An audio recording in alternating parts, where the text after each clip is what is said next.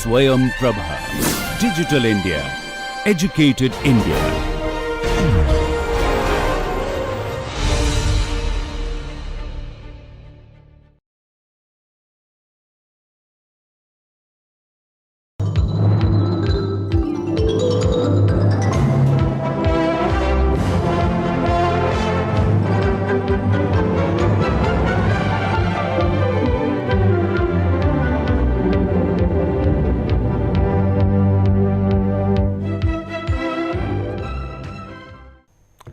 Welcome to 9th lecture of course on tribology. In last lecture we have discussed wear mechanisms. We are continuing in this lecture similar kind of wear mechanisms. We have covered abrasion, adhesion, corrosion, and the last one slide we started with erosive wear. So, we are going to continue with erosive wear. In addition to that, we will be treating or we will be learning additional two mechanisms. One is a fatigue and other one is a fatigue. They have a lot of similarity. We will be discussing those. This is the last lecture slide, erosive wear. We said that impact energy is required or kinetic energy is required to initiate erosive wear. Particles either solid or liquid, they should come with some velocity, impinge on solid surface and impart some kinetic energy to the other surface. As this is a moment transfer, so angle of impact will be an important parameter. Similarly, is related to kinetic energy, it will be the mass of particles as well as velocity of particles will be related. That is why we gave this equation. We say the V E is a wear by erosion, wear volume by erosion, that is a empirical constant. A as a function of alpha, alpha is the impingement angle, impact angle, I as a function of V as a velocity function, and m as a function of particle size. Increasing the particle size will increase the wear rate. Increasing the velocity will increase the wear rate, and impact angle will affect one way or another way depending on what kind of material we are using. Whether the material has tendency to absorb the energy or it has a hardness to resist the wear. So, depends on these two properties, wear rate will be decided. Now, first let us define impact angle in absolute manner. So, the impact angle not necessary particle coming from 10 meter away, and we need to think about what is the angle of inclination, but just before impacting what is the velocity what is the angle of impingement just before the impacting the solid surface, that will affect the result. So, we say that impact angle is angle between eroded surface which is going to be rotated and trajectory of the particle immediately before the impact. If impact angle alpha is initially very high or very low, but is changing at the last moment, then we will be counting only last moment angle, that will be alpha, that is impingement angle, that is impact angle. Both the things either is a low angle or medium or large angle, characteristics will be different. If particle is coming at the low angle, angle of inclination is lower, value of alpha is lower, like whether 5 degree, 10 degree, 15 degree, then particle shape will also matter. How it is going and colliding with the surface, we know very well the kinetic energy will not be transmitted that much as kinetic energy can be transmitted by 90 degree alpha or alpha equal to 90 degree. But in this case, the shape of particle will affect the wear rate. It will try to abrupt the surface, it will try to cut the surface, it will work as a cutting tool. So, particle shape will matter in that case, and to resist the wear, to reduce the wear rate, hardness of the substance need to be higher, hardness of this component need to be higher. Coming to other side, if the angle of impingement, if angle of impact is higher side, 75 degree, 85 degree or 90 degree even, then we require softer material, because most of the energy is getting transmitted to the substance or component. So, softness is required, or which has a more toughness, a material having a more toughness will be important, which can absorb the energy. And most of the time the softer material have more toughness, have the energy absorption capabilities. They can deform by absorbing the energy. Wear rate will be reduced in that case compared to harder material, which will fracture the surface itself. So, we have different treatment for low impact angle, we have different treatment for large impact angle.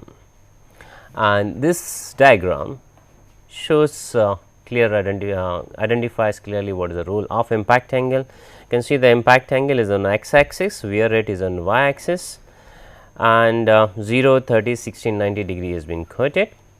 For cast iron, which is a harder material, as impact angle increasing, the wear rate is also increasing, because the cutting action it can resist, but energy absorption it cannot be done. So, that is why the cast iron at high impact angle should not be used. Taking an example of softer material, that is a rubber, elastomer, which can absorb the energy. Initially, the wear is very high, because they cannot be cut, they have a very low resistance towards a cutting, it can be simply chipped away, a layer can be simply separated, but under compression they can resist much more force compared to the shear force. That is why the low impact angle, which imparts more shearing or cuts away the surface, is not required, or we say that we should be avoided. Wherever there is a high impact angle, more energy is getting transmitted and particle is subject to more compressive load, rubber material can be used. So, these are two examples show that what is the importance of impact angle, and if we know characteristics of the particle, what is the impact angle, we can choose proper material for that situation. And this is what it shows that if impact angle is 0, impact angle is 0, I am talking about absolute sense 0, then there will not be any wear rate. That is why this initial curve does not show anything, it is not touching the surface, impacting it is not coming in a contact at all, right. So, wear rate will be 0, it does not matter to us that we choose any material, does not matter. Now, there is another constant of this, say the k is empirical constant in this equation. If I go ahead with similar equation what was given by Archer, I can assume that k is a probability of wear particle formation. Wear particle formation means the particle is getting dislodged, is getting removed from the surface. What is the probability? The k, we can say in general term, the k is the probability of that particle formation. So, lesser the k, better the results. If you can reduce this k, it will provide very good results to us. As we are dealing with the wear, and where we know that is a system property, it is not a material property. Whenever we talk a system property, the number of parameters will affect the results. I can change the design, I can change the parameters, or I can change the material properties for getting good results. To illustrate that, let us take one example, is related to the pneumatic transportation.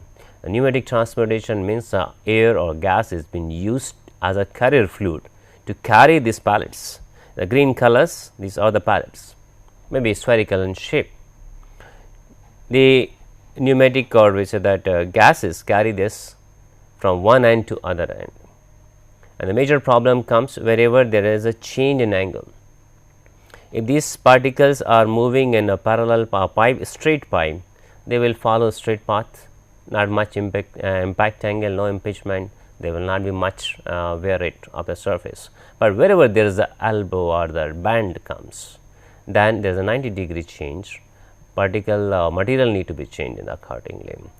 We have heard in previous lecture or previous slide, we have discussed that if impact angle is high, we should use a softer material. So, this is related to same thing. So, that initially maybe some other material was used. Now, we are trying to use steel pallets. The same system is used for steel pallets. Steel pallets having a little more mass. So, if you push it, will convert get more kinetic energy and will cause more wear rate of the pipe. In addition to that, we want to increase the speed of transportation. It is not only we are changing the mass, we are changing the density, but we are changing the velocity also. We want to go ahead with the higher velocity, and we know that kinetic energy is proportional to V square. Sensitivity is increasing. If we increase the velocity, that square effect is coming into picture. So, we need to think about which material will give the good result. As I think from a conventional point of view or a simple without much knowledge, you can say we can reinforce the elbow. Reinforce means that we can provide some sort of rubber padding inside the pipe, inside the elbow, that will sustain impact or that can absorb the impact. However, the question comes, will that be find a good solution to us? First thing is that we need to change the elbow, we need to coat it. Is it simple or is it easier? If it is easier without much cost, then we should go ahead with that. However, we find that is slightly difficult. In addition to that, not necessarily all the particles are impinging at the 90 degree.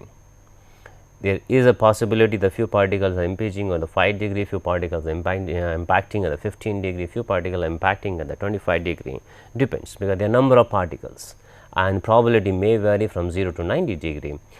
One thing is that of course, the mean value will be on the higher side, will be maybe 70 degree, 75 degree, but still there are particles which are getting are impacting the rubber material at the lower angle. So, rubber will be weaker, and once it starts shearing, once it start developing crack, then it will cause failure.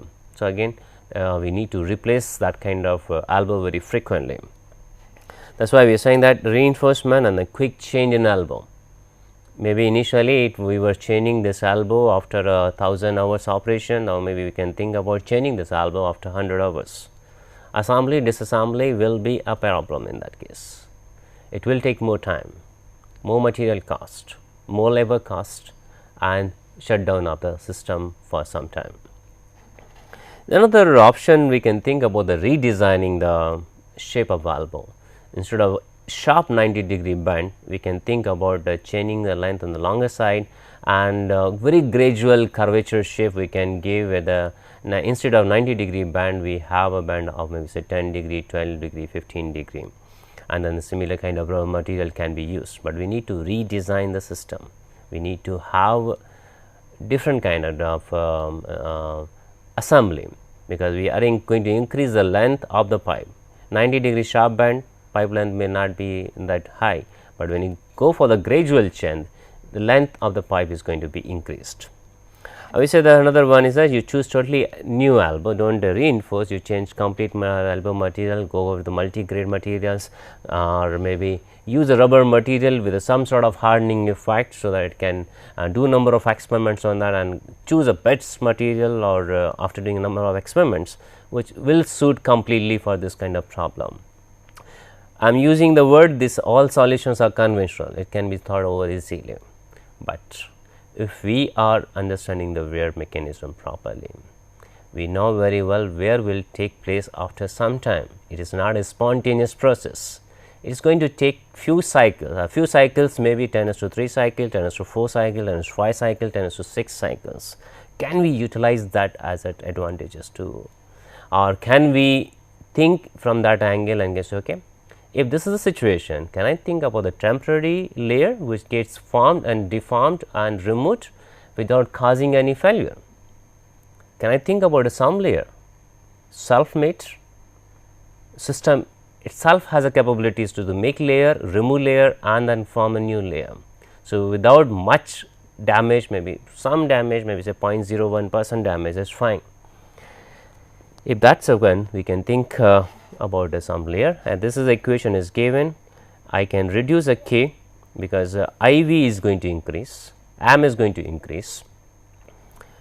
Angle of impingement, initially we showed that the redesigning the shape of the elbow can be adjusted, but if I do not want to do change in that, the A alpha will remain same. I will is changing because of the input velocity is increasing, AM is increasing. So, both these increasing, the wear rate is going to increase. If I want to reduce the wear rate, I have to play with the K. That means, I have to reduce the value of K. That value can be reduced by reducing the number of particles which are impacting, the pipe. If I can reduce this probability from 1 to say 0.01, I may get same result. I can get same life of the components.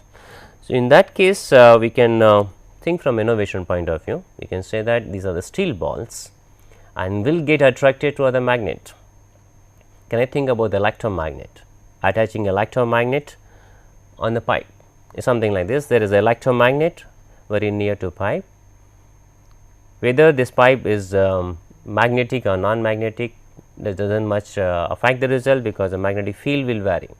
If this is a non-magnetic, still electromagnet can be used, because we are thinking of the steel balls. Interesting thing is that whenever we are using this kind of electromagnet, all the steel particles will be coming near to the surface. So, if I can control electromagnetic field, provided just sufficient field so that one layer is formed, not any other layer on that, then what will happen?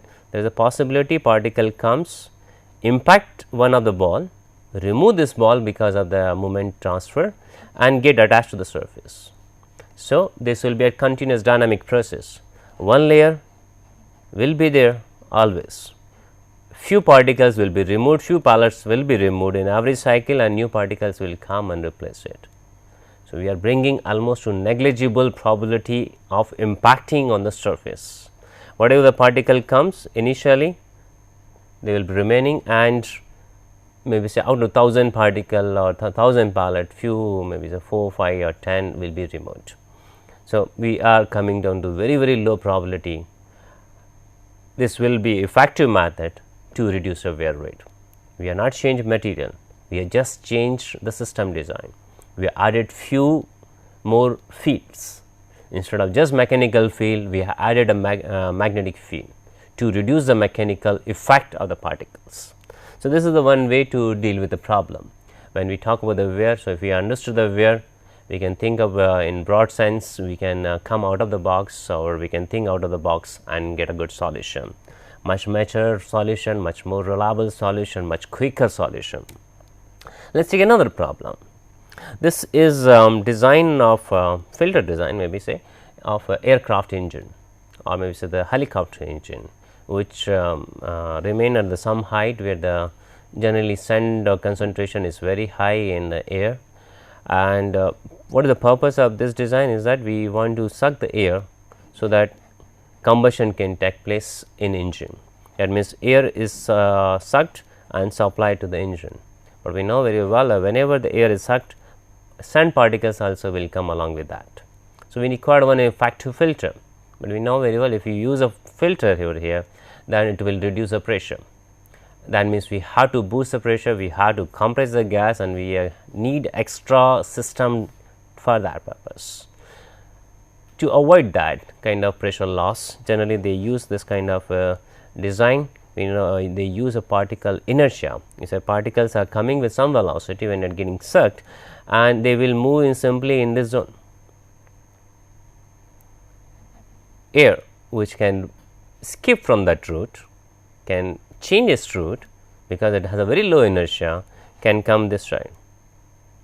The problem is that to increase the volumetric efficiency, we require really very large volume, the volume of the air. In addition, this is not a foolproof method. Still, there is a possibility the few particles will come. If the particles are coming and hitting the engine cylinder or combustion chamber, naturally there will be a lot of problem in engine operation. It can fail anytime. However, there are system designs, we use redundant engines, so that even if there is a one engine is failed, other engine parts are working, or other cylinders are working properly, that redundant design is possible. But can we reduce this wear rate by changing the system design? There is a possibility. We can think about a changing in filter. This is a factory of one filter design.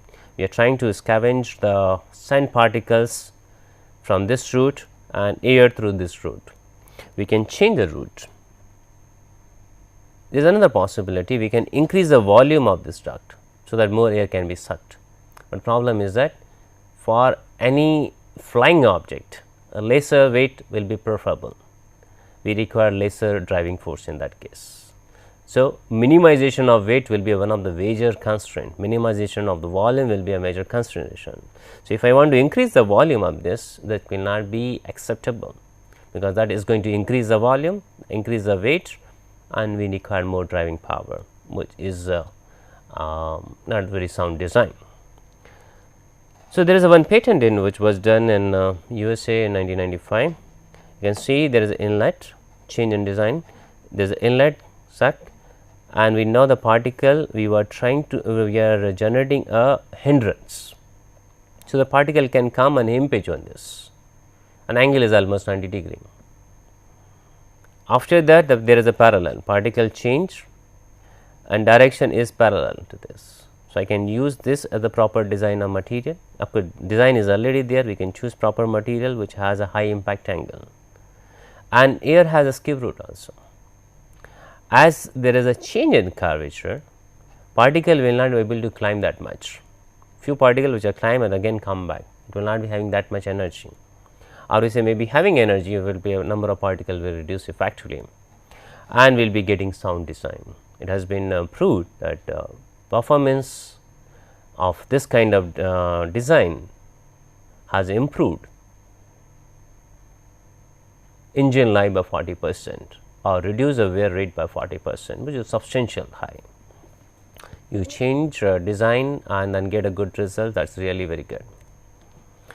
We say that we can think about this one material of lightweight material. If the not rubber material is suitable, then we can think about some alternative material which can absorb the energy, doesn't resist too much, and you can see the kind of the shape is more like a finger shape which has a lot of flexibility. This particle comes and impact it, this will be slightly flexible. If anything system is flexible, it will not wear out very fast, unless the fracture occurs over here, this cross section itself. If the fracture occurs at this cross section, that is fine, but this can we say that will be a fatigue problem, and we can design from fatigue point of view. Maybe we can design this system which has a more than 10⁻⁶ cycles, 10⁻⁷ cycles, or 10⁻⁹ cycles. That depends on what kind of design we require or what is the life of the system. Many times when it comes back, we can replace this material also. Now, we are coming to the new mechanism, what we call the fatigue wear mechanism. Even though I am using the word a new mechanism, but I should say that almost all wear mechanism are one way or another way related to fatigue wear. We started with aberration, then we brought the probability into picture. Probability says that particles are not going to immediately dislodge from the surface. They will go under plastic and elastic deformation, and after certain duration only they will come to the 0. That will come it will be dislodged, it will be removed from the surface. So, fatigue one way or another way is related to all mechanism, it is related to adhesion also. We can give a formal definition. We say that fatigue is attributed to multiple reversal of the contact stress. That means, particles are coming into contact, solid surface are coming into contact, and this stress is induced and relieved also.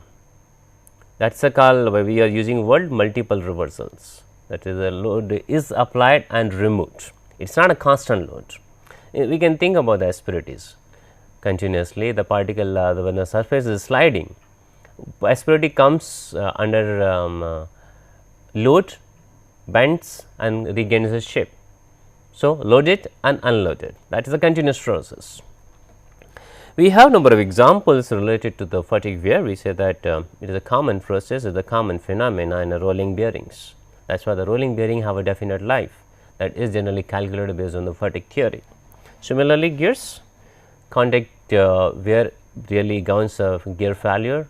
we know very well that gear failure can be predicted, can be estimated by using two theories. One is the bending theory, other is the contact stress theory or Hydrogen theory. And 99.9% the failure occurs because of the contact stress. Bending doesn't cause much failure. Factor of safety by and large is almost 3 to 4 in bending, while contact stress factor of safety it turned out to be 1.4, 1.5. All friction derives on cam follower mechanism. Rolling action is rolling fatigue is governs overall wear mechanism. But there is another possibility, that fatigue by sliding contact, and that is more common at the localized one when we are talking about asperity level on a micro or atomic micron level or nano level or atomic level. Just to illustrate what I am trying to convey, let us take this is one line is shown, that is a surface layer. I am talking about the front view of the surface, and surface is visible as a line, and one asperity is there, that shows the irregular surface. Now, if I apply a load on this asperity,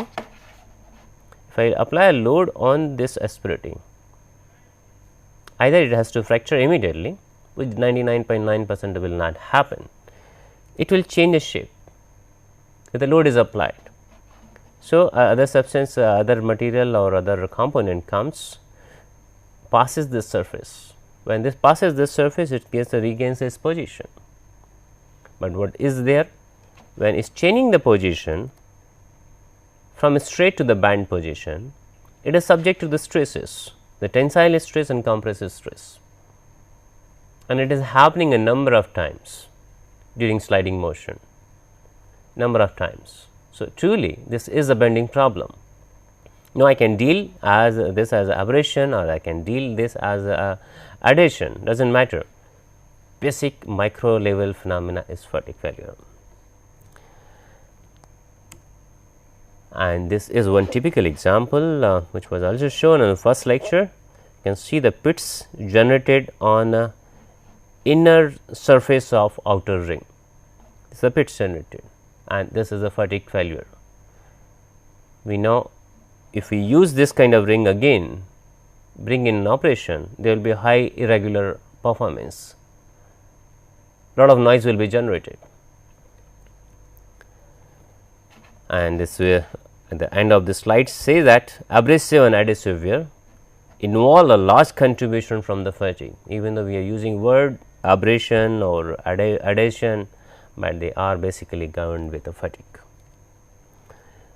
Just to illustrate slightly in a detail, let us look at this slide. There is one figure which says that top layer is a different color, second layer slightly different color, and then parent material. And we are showing some sort of a deformation lines, that this line is representing what is a what kind of strain is developed in a surface.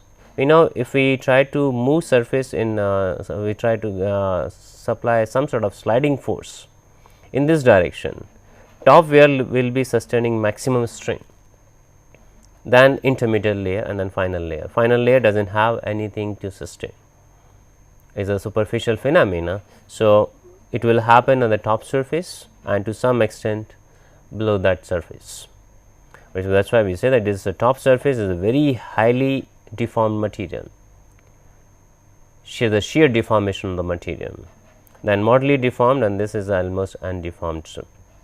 Now, overall fatigue behavior will depend on the T. What is the thickness of T?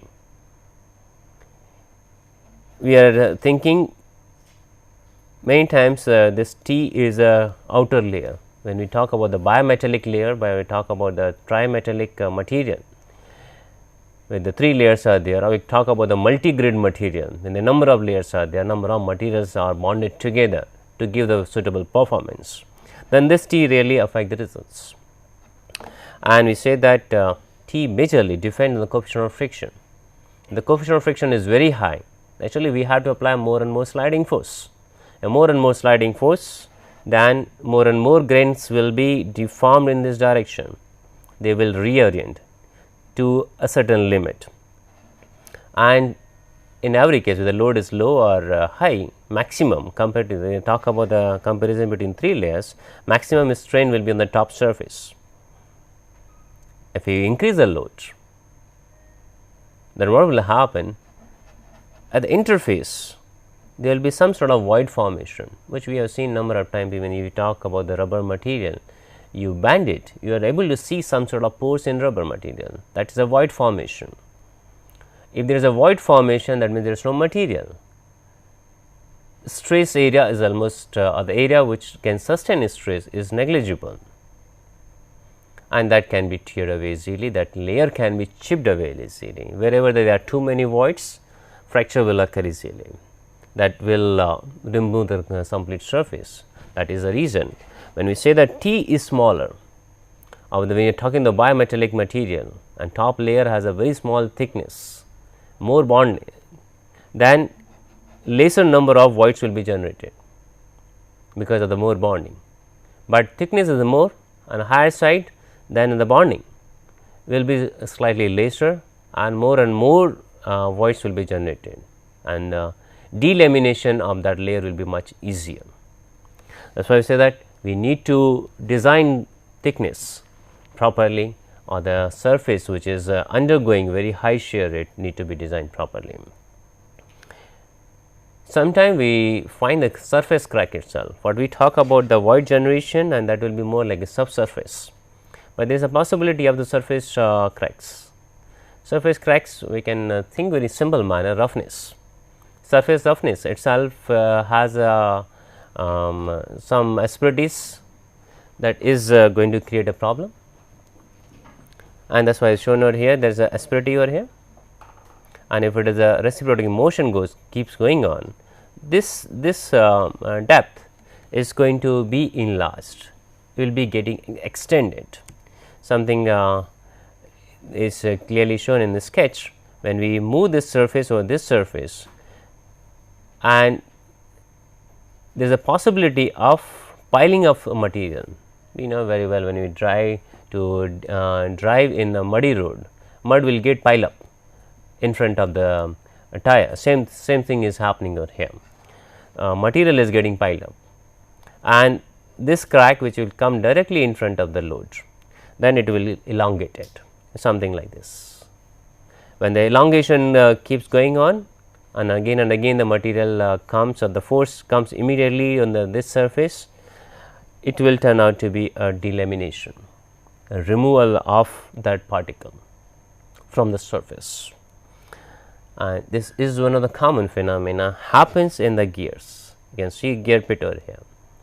If this kind of wear particle comes out, maybe in the order of few microns only, we are able to see the pit on the gear. Whenever there is a pit on the gear, sliding will enhance, pure rolling will reduce.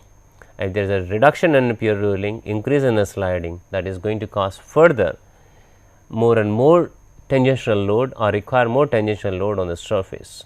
More tangential load, more crack formations, more wear particle generations.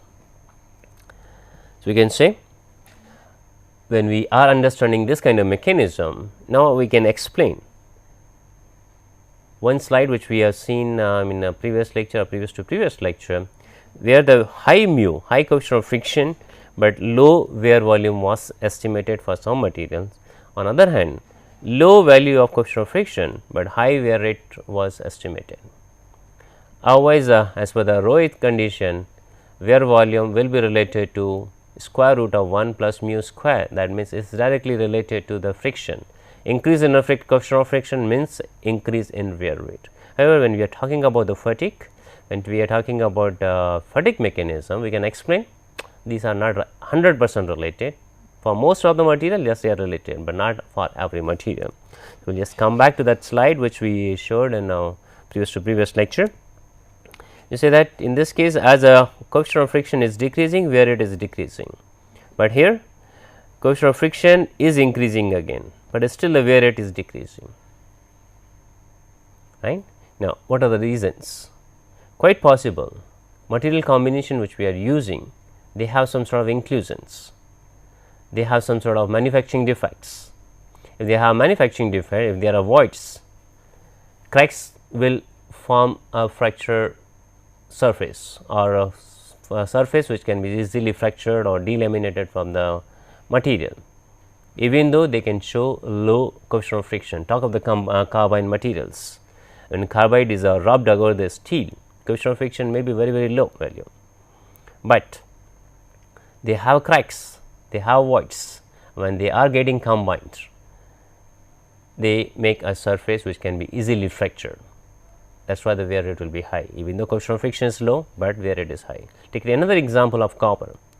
Talk about the 99.9% pure copper, no void,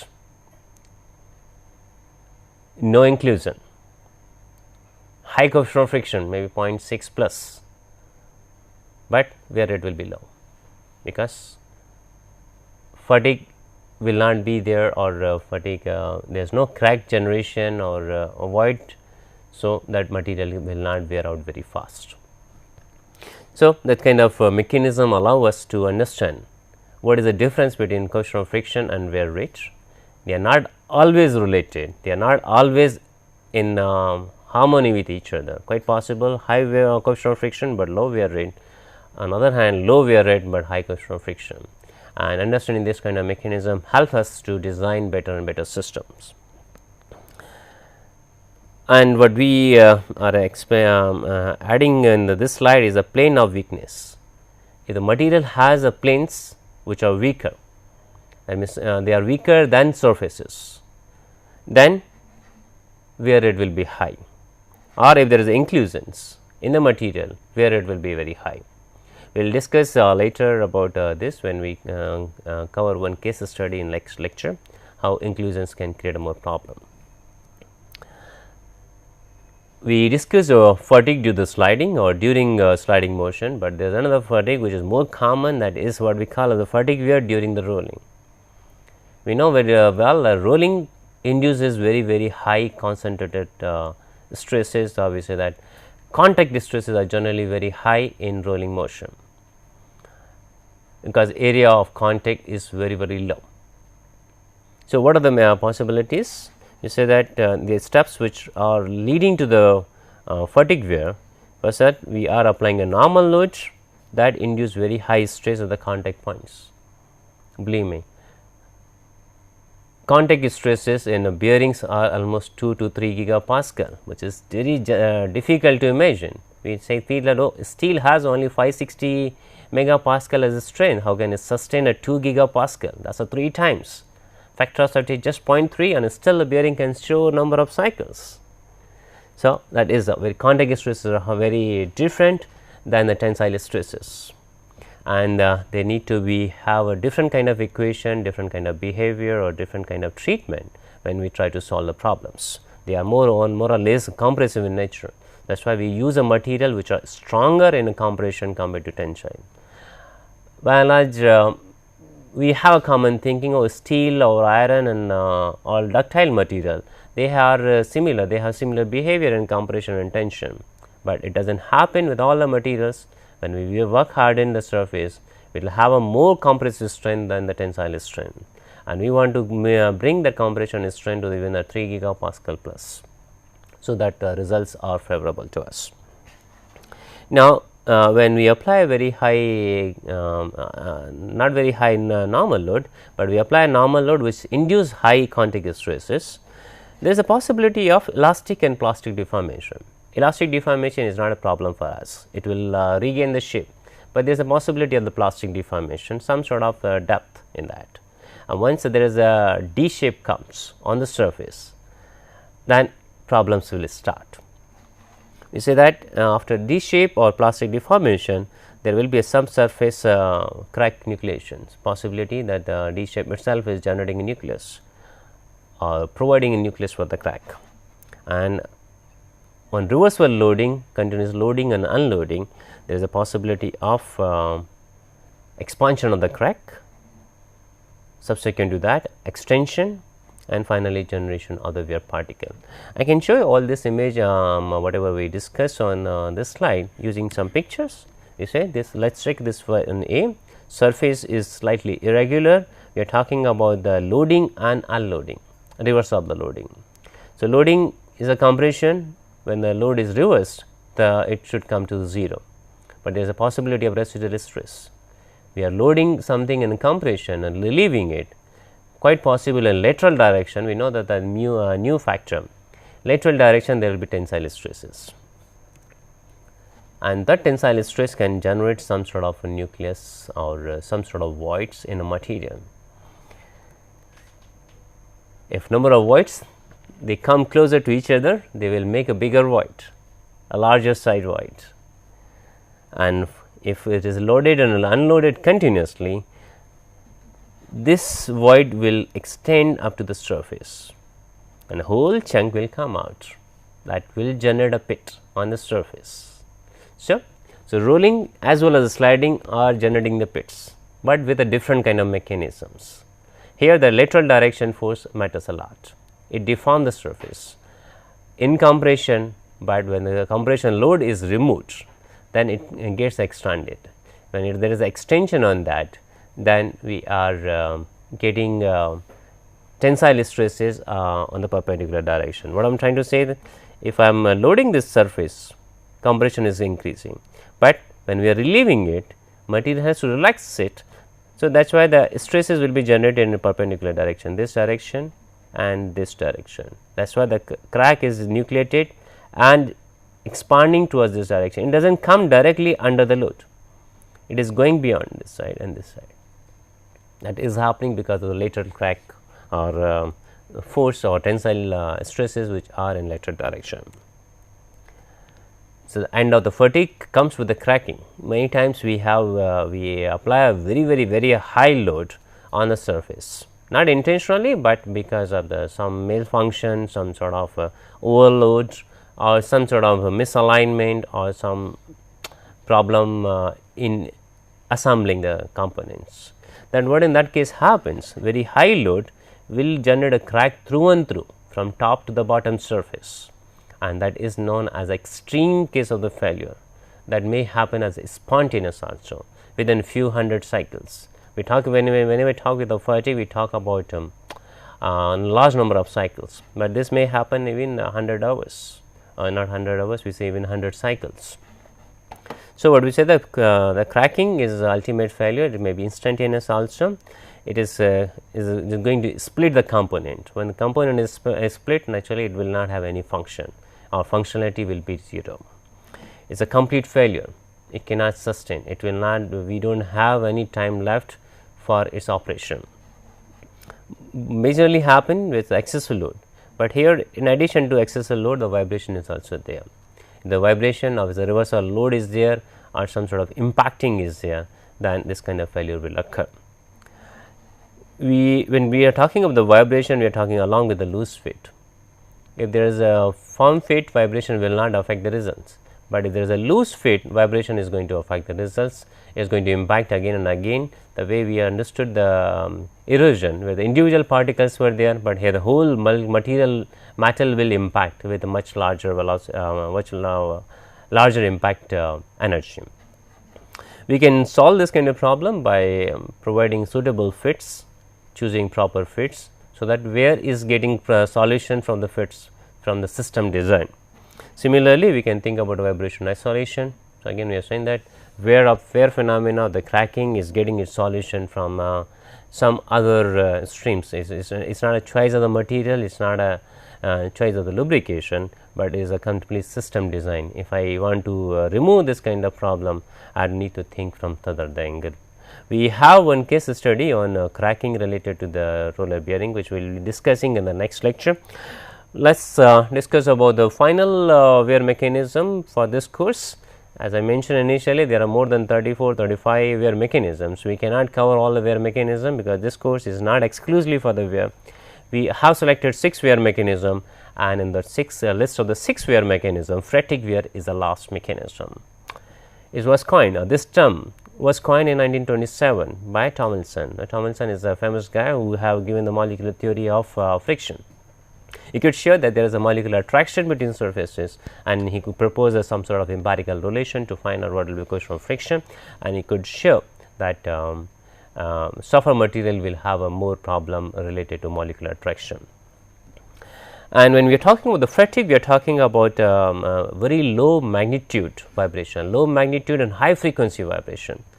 Energy is coming, but at the low magnitude or low amplitude, the proper word we can say, there is a low amplitude, amplitude in terms of 1 to 300 micron.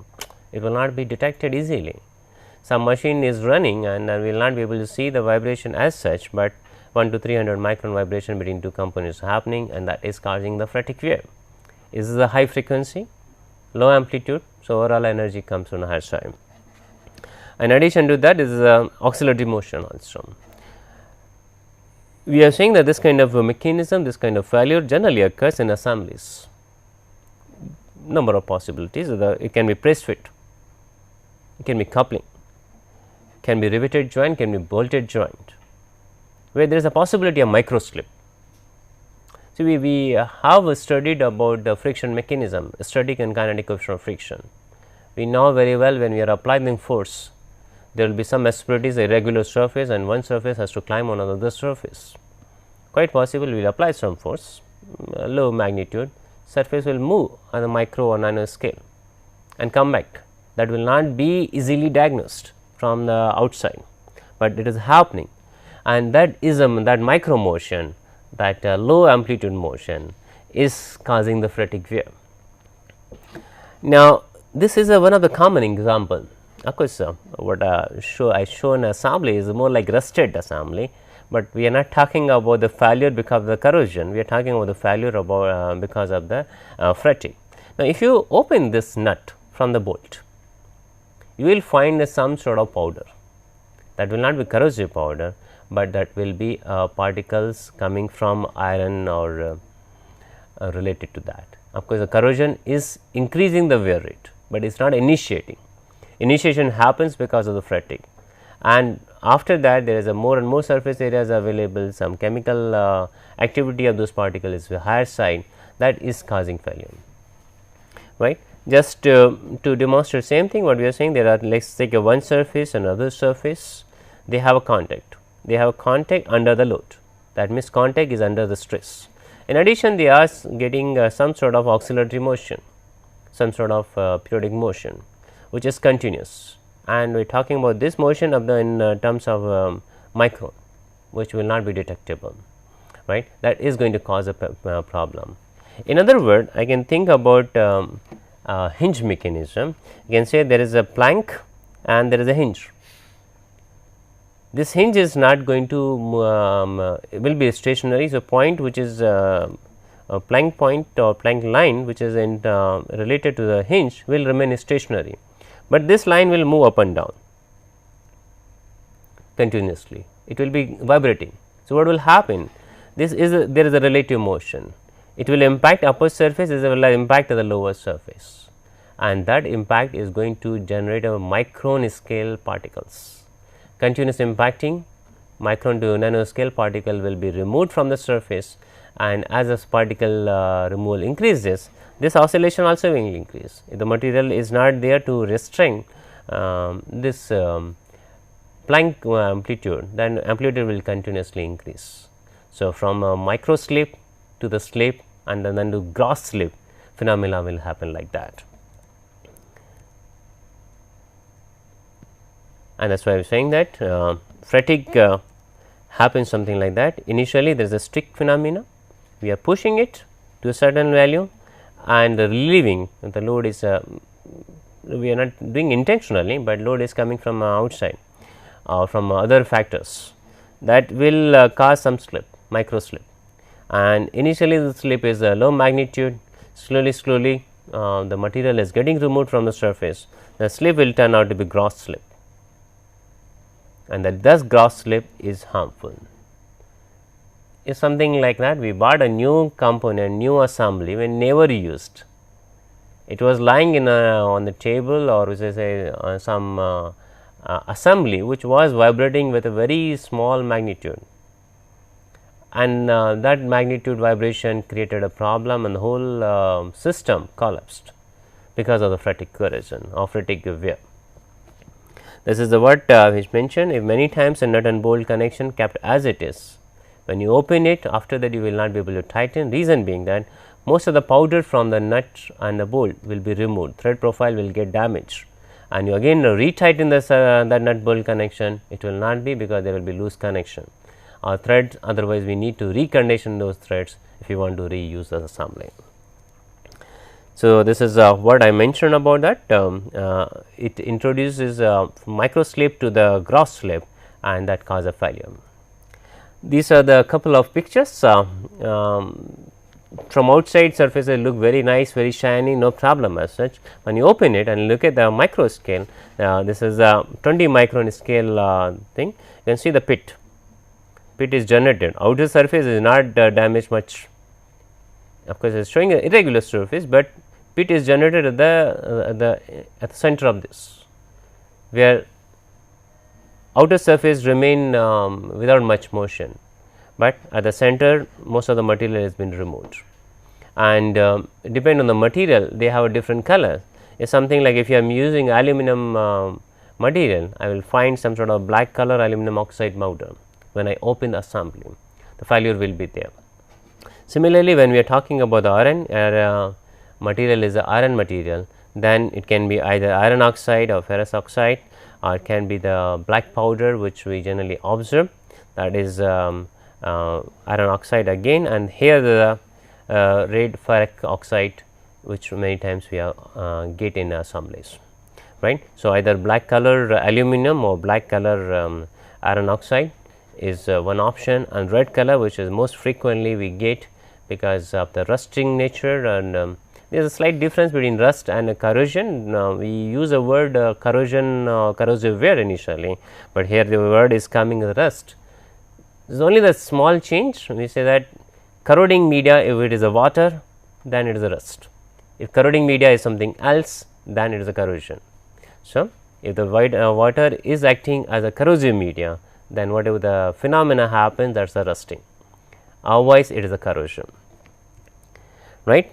And if we understand this kind of a photic corrosion, photic wear, in this case I am using a word again photic corrosion, because photic is a starting point, and when it generates a number of particles, and if there is a air available or medium is available in manner, all those particles will get oxidized. When they get oxidized, the hardness also increase, and that is why they increase the wear rate. So, many times we use the word photic wear, and many times we use the word photic corrosion, because the starting is a photic mechanism leading to the corrosion and overall increase in the wear rate. There is mechanical action continuously. So, photic come corrosion, and mechanical action is the photic corrosion wear. Now, we say that if we know the material table, and we know which materials are susceptible toward the photic phenomena, then we should never use those material if we know the vibration phenomena is going to happen there. Like a titanium is one of the very costly material. If it is not used properly, it will cause a failure. You must have heard about this photic failure of the bone joints. So, you know that there is a bone cement which will be restricting the motion of implant, but if there is some micro crack in that, or there is a motion that will give some micro slip initially and then gross slip, that will cause a damage of the implant. So, that is also related to the photic wear, which can be studied in detail if we go on the micron scale or nano scale on that. Now, this is last slide on the photic wear. We can continue wear topic in our next lecture. I will prefer to use a word wear analysis, where we try to analyze the wear mechanism. Now, we have studied various mechanisms, but when we see the failure in totality, whether really one wear mechanism is going to be pointed out, or it will give the results, or a combination of the wear mechanism are going to give us results. So, that kind of wear analysis is important, whether we should choose material, or we change the material, or we should provide a lubricant, or we change the system design. How to deal with the problem, that will come in a wear analysis, that is we are going to discuss in the next lecture. Thanks for your attention. Well, we will discuss on wear analysis next lecture. Thank you.